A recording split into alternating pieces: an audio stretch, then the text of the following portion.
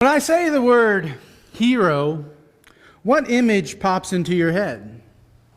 Do you think about someone who sinks the game-winning shot as time expires?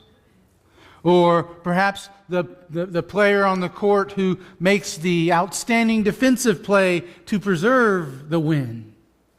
Or maybe you think of the player who is up to bat with 2 outs in the bottom of the 9th inning, bases loaded, their team trailing by 3, and they crush the ball over the fence for a game-winning grand slam.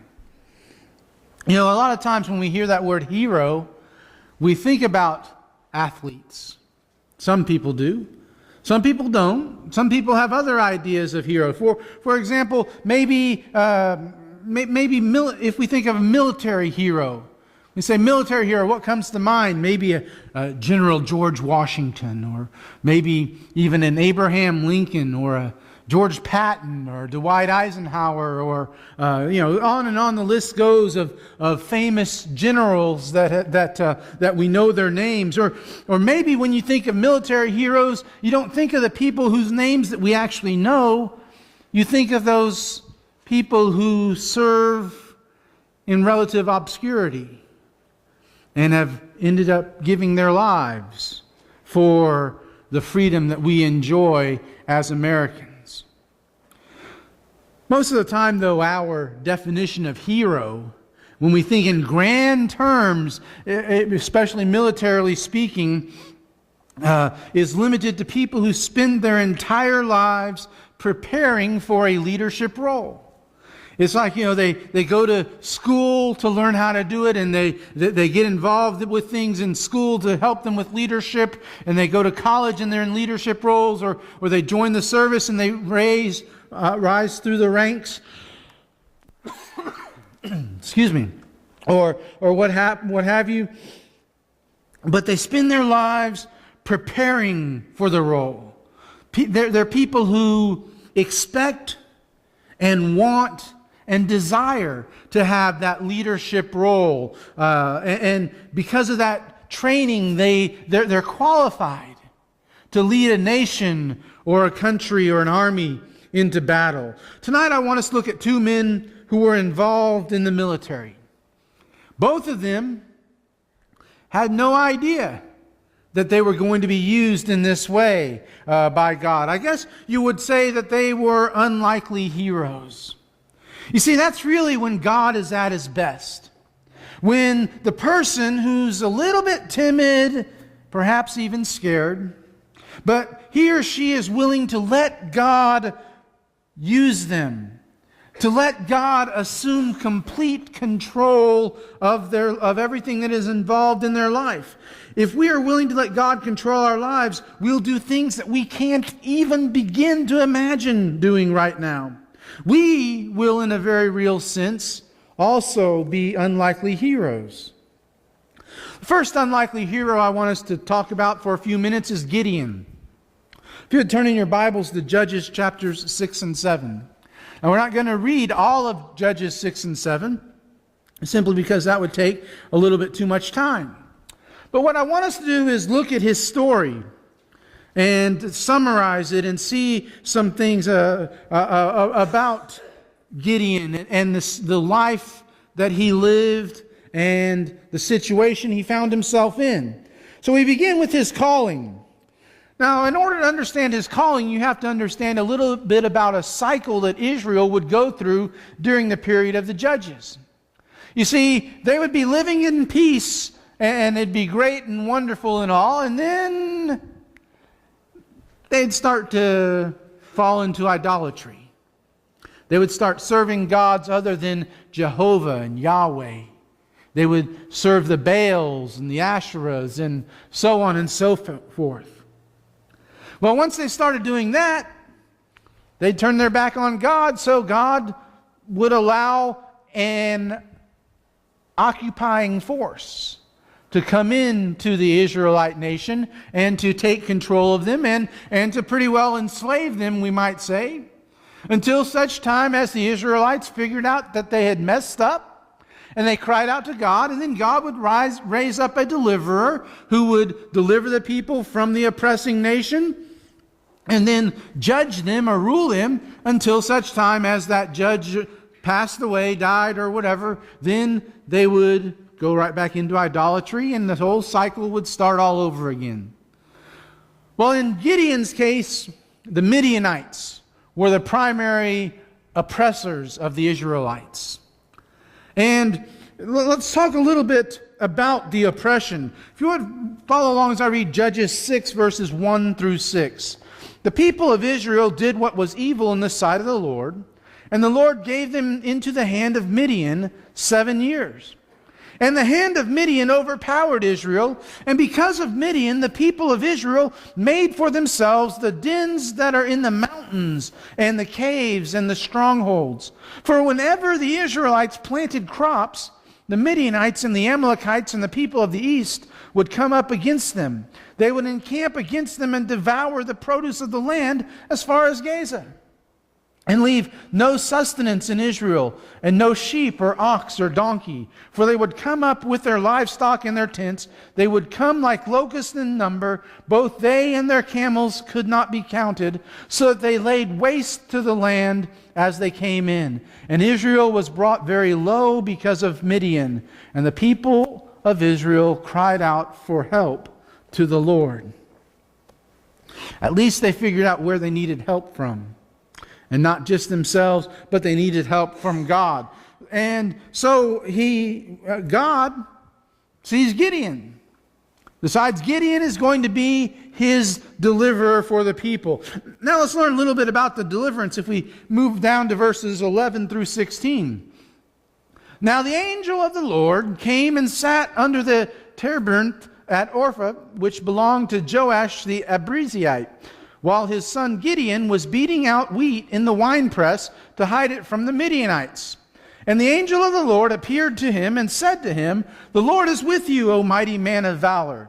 And Gideon said to him, "Please, sir, if the Lord is with us, why then has all this happened to us? And where are all his wonderful deeds that our fathers recounted to us, saying, Did not the Lord bring us up from Egypt? But now the Lord has forsaken us and given us into the hand of Midian."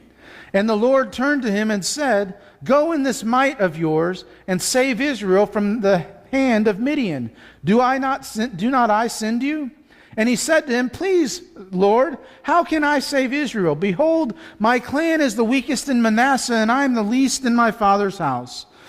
And the Lord said to him, "But I will be with you, and you shall strike the Midianites as one man."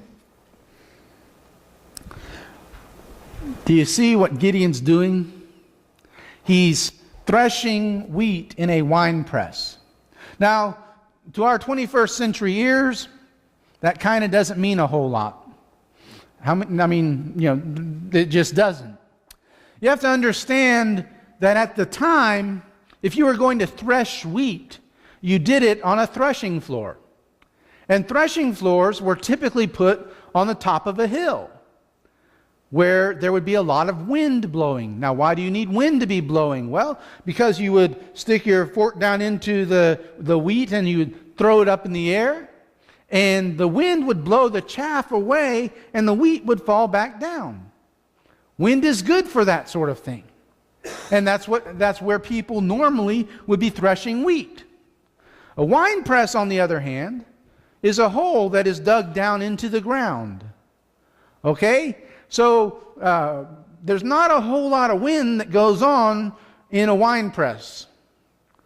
And yet Gideon, because he is so afraid of the Midianites, is threshing wheat in a wine press.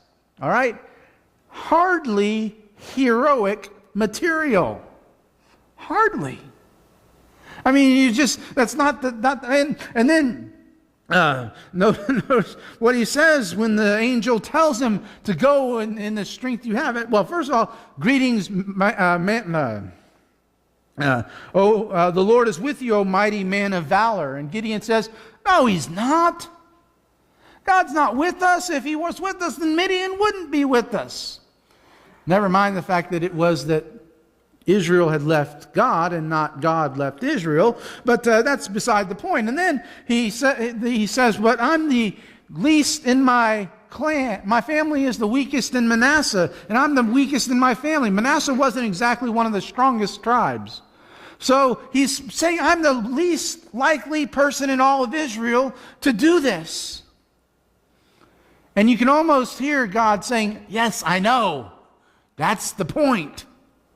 And so anyway, Gideon, this great guy with this wonderful pedigree and his wonderful upbringing. Well, let's talk a little bit about his upbringing. Talk about his parents a little bit. Beginning in verse 25 of chapter 6, we learn about his parents. His parents apparently were part of the problem in Israel. They apparently had their own altar to Baal and Asherah pole. Okay? It's not a community thing. It was Joash's altar to Baal and Asherah pole. And so God tells Gideon, first thing you got to do is start at your home.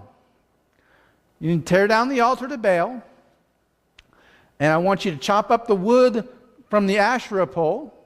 I want you to build a proper altar. I want you to offer a sacrifice to me on that altar and use the wood of the Asherah pole to have the fire. Gideon's probably a little bit nervous about this, but he goes ahead and he does it. And all of the people get upset. Who did this? Who tore down the Asherah pole? Who destroyed the altar to Baal? Whoever did this is going to die. And Joash, Gideon's father, knows it was Gideon who did it.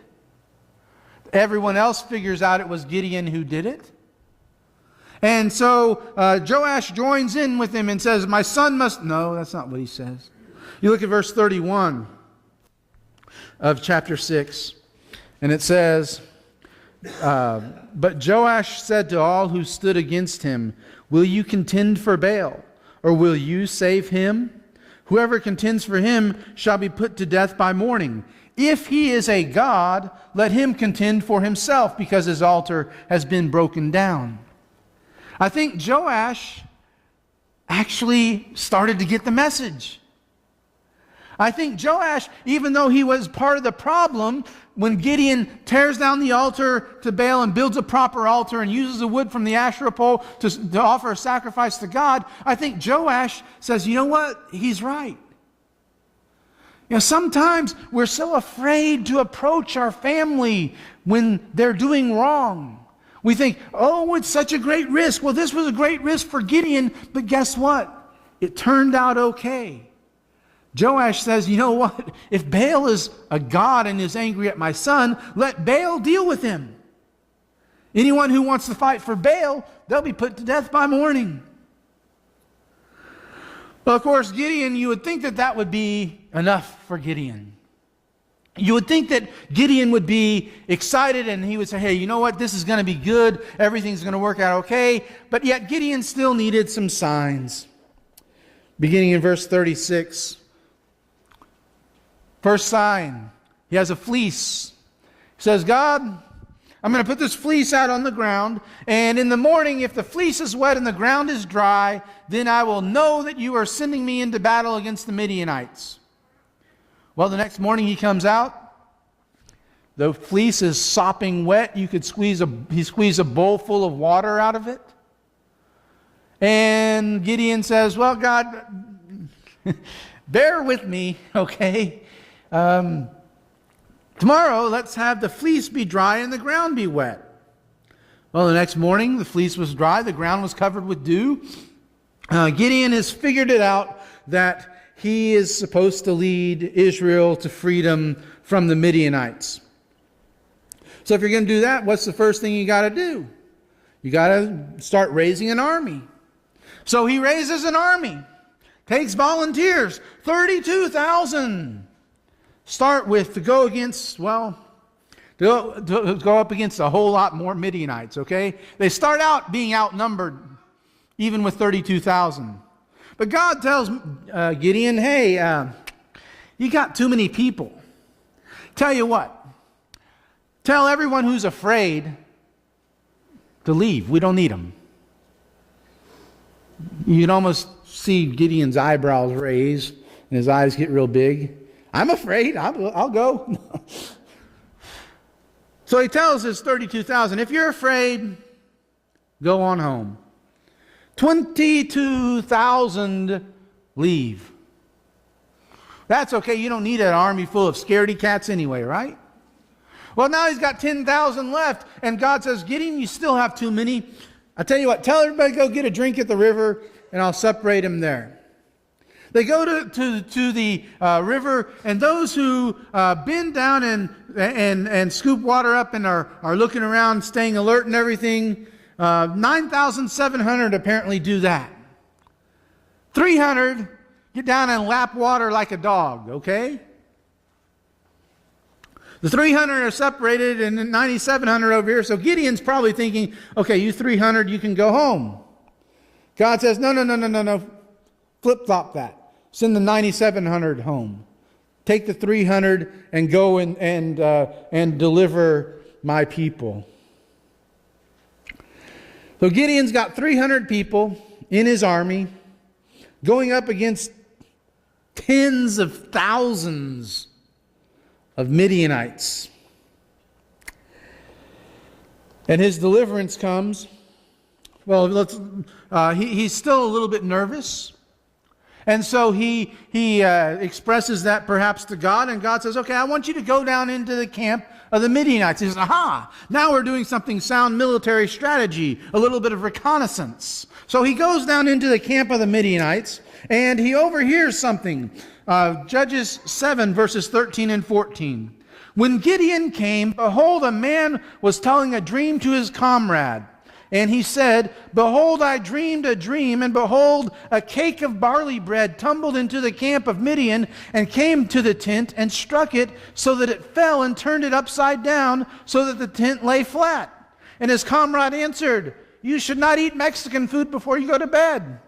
No, wait, I'm sorry. No, that's not what he said.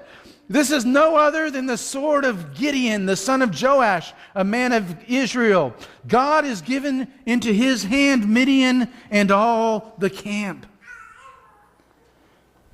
Gideon is invigorated by this report. He hears it and he thinks, this is wonderful. And so he begins his plan of battle. And what is that plan of battle that God has given to him? Look at verses 16 through 18.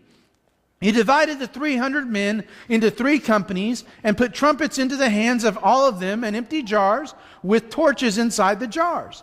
And he said to them, look at me and do likewise. When I come to the outskirts of the camp, do as I do. When I blow the trumpet, and I and all who are with me, then blow the trumpets also on every side of all the camp and shout for the Lord and for Gideon. Now, you look at this and you look at their basic equipment list of what they have as they're going into battle. What's missing? They have trumpets, they have empty jars, and they have torches. Where are the weapons? They don't have any. They don't have any weapons. They're going up against the Midianites, a very strong, powerful army with no weapons. Well, Gideon goes and they get all around the Midianite camp. Gideon blows his trumpet, smashes his pitcher, and lets his torch out and everything, and everyone else does the same thing, and what happens? The reason they don't have weapons is because they don't need weapons. Because the Midianites start killing each other. They're so scared, they're so confused by what's going on. You know, they do this at the changing of the guard. There's a little confusion anyway. All this noise and everything, it makes it even more confusing. And the Israelites are victorious without any weapons. Except for God. And doing things God's way. And they won the battle. What does that have to do with us? What about our story? Sometimes we say, what, God? You want me to be a leader? Well, God, you want me to do something, that other people are going to see? I can't do that. What, God, you want me to teach a little kids class? Well, those kids will eat me alive. I can't do that. What, God, you want me to volunteer to host the ladies in their Bible marking class? My house is too small. I'd have to clean it. I can't do that. What, God, you want me to do whatever? I can't do that. I'm not strong enough. I don't have the position. I don't have the authority. I don't have this. I don't have that. God, I can't do that. God, you want me to try to make things? Things are so messed up with the world today that not even you, God, can make them right. I mean, even my family doesn't obey. I can't do that. Just give me a sign and excuse me. And a lot of times that's where we say we're going to throw out the fleece. And it's based on Gideon. We're going to throw out the fleece. God, we want a sign and everything and so forth. But so many times in our story, we say, God, I can't do that. I just don't have the power. And you're right, you don't. But God does. Then we come to the 300 versus tens of thousands message. That's impossible. I mean, those are just overwhelming odds. Maybe you're the only Christian where you work. Or maybe you're the only Christian in your circle of friends. If that's the case, I would encourage you to expand your circle of friends to include Christians, okay? That'd be a good place to start. But anyway, so you're the only Christian where you work. So you're the only Christian in your circle of friends or whatever. And you're afraid that if you let it be known that you're a Christian, then people are going to laugh at you. They're going to make fun of you.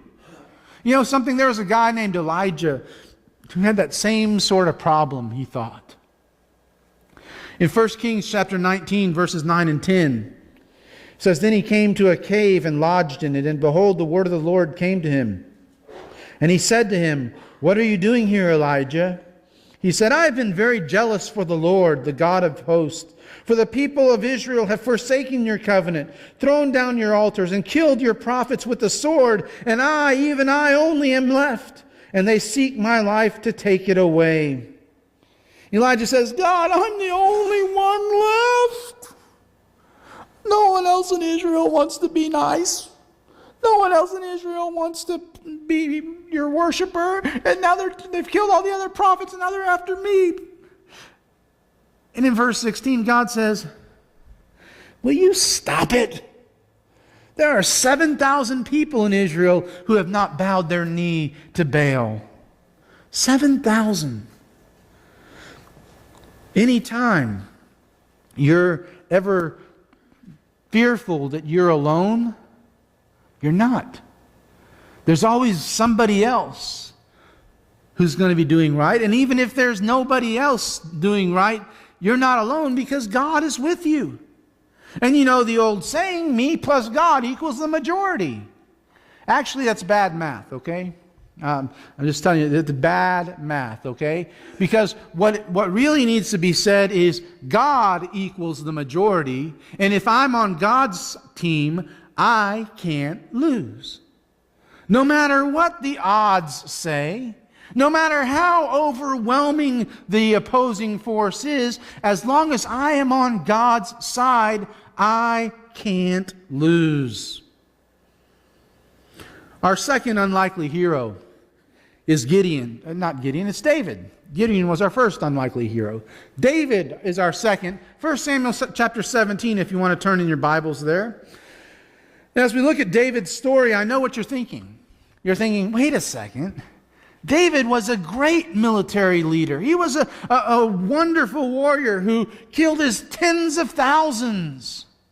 As the song that the kids would sing that made Saul so upset late in Saul's reign. True, but this story takes place a little bit before that, a little bit earlier in David's life. See, before he was a great before he arrived at on the scene of this particular story, The Israelites and the Philistines were gathered on either side of a valley. And the Philistines had a champion that they sent out into the valley and said, you know what? We don't all need to fight and get our hands dirty and everything. Send out your champion and we'll fight one-on-one, and whoever wins, then their nation wins the war, and we'll go home and everything will be fine. And nobody wants to fight the guy. Of course, the fact that he's 9.5 feet tall, his armor weighs 125 pounds, that has a little bit to do with it. You know, his name's Goliath. And so Goliath comes out every day and makes this challenge, and nobody goes out to him. Now, then David arrives. He shows up. He's got a care package from home. His dad wants to know how his older brothers are doing. David apparently is too young to join the army. And so he goes and he's talking to his brothers, and Goliath makes his daily challenge. And you got to imagine David would say, okay, someone go out there, take care of this guy. What's the problem? He can't understand why nobody's going out there. After David arrived and he's been there for a little bit, he starts thinking, okay, what's going to be done for the person who goes out and defeats this guy? You know, it's never a question of if he defeats him. He says, when the person goes out and beats this guy, what will be done for him? Well, you get a lot of riches. You get to marry the king's daughter. You get your father's family exempt from taxes. I mean, hey, this is not bad. So David says, you know what? I'll do it. You can imagine his brothers. Oh, man. David, you're embarrassing me. So David's taken to King Saul. And King Saul says, okay. Remember King Saul? He was a head taller than anyone else. Well, Goliath is taller than him, so he doesn't want anything to do with Goliath. So he puts his armor on David, who is a young boy, too young to join the army, and David can't move. So he says, I don't need any of this stuff. So he goes out, he finds his 5 stones, and goes out to meet Goliath. I want you to especially note 1 Samuel 17, verse 48. 1 Samuel 17, verse 48. When the Philistine arose and came and drew near to meet David, David ran quickly toward the battle line to meet the Philistine. David wasn't shrinking back. Remember, even from the moment he got there, it wasn't a question of if the Israelites were victorious, but when they were victorious. And so David charges out, and we know how the story ends. He ran toward Goliath, threw the stone with his slingshot, planted it in his forehead, chopped off his head with his own sword, and the Israelites were victorious. What's that got to do with us? How does that affect our story? Well, we have all faced a Goliath. Every one of us has. Maybe that Goliath was the death of a parent, the death of a spouse, maybe the death of a child, maybe a medical diagnosis of a child that is hard to understand and difficult to comprehend. Maybe it was the loss of a job. Maybe it's something else. But every one of us at one point in time in our lives has faced a Goliath. And if you haven't, you will. Okay? Because Goliaths are some of Satan's greatest weapons against us.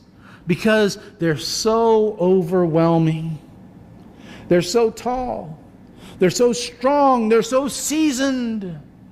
How are we going to defeat them? Well, the way that you defeat them is when you face a Goliath, you give the battle to God. Let God do the fighting. Notice what David said to Goliath when Goliath is laughing at him, making fun of him, saying, what are you, a dog? You know, am I a dog? You come out with a stick to beat me up? What's the problem here? Send a warrior, not this kid. David says in 1 Samuel 17:45 through 47, "You come at me with a sword and with a spear and with a javelin, but I come to you in the name of the Lord of hosts, the God of the armies of Israel, whom you have defied. This day the Lord will deliver you into my hand, and I will strike you down and cut off your head. And I will give the dead bodies of the host of the Philistines this day to the birds of the air and the wild beasts of the earth, that all the earth may know that there is a God in Israel, and that all this assembly may know that the Lord saves not with sword and spear, for the battle is the Lord's, and He will give you into our hand." Tell that to your Goliath. When that Goliath comes at you, tell him,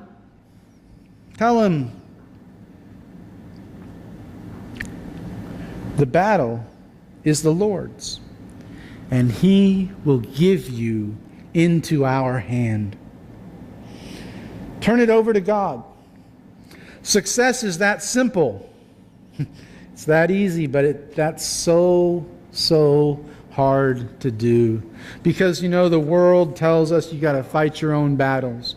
The world tells us you've got to be able to defend yourself. You've got to be able to fight for yourself and fight for your rights and this, that, and the other, and so forth. When all we really need to do is turn the battle over to God. Turn the battle over to God, for the battle is the Lord's, and He will give that battle into our hands. Two men who became unlikely heroes. They were about as qualified as you or I would be to lead a nation, an army into battle. Yet God used them. God fought the battle, and Gideon and David received the credit. Yet both of these two men knew who really deserved the credit. What about you? Who's fighting your battles?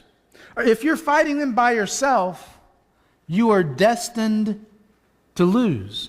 No matter how strong you might think you are, you are destined to lose.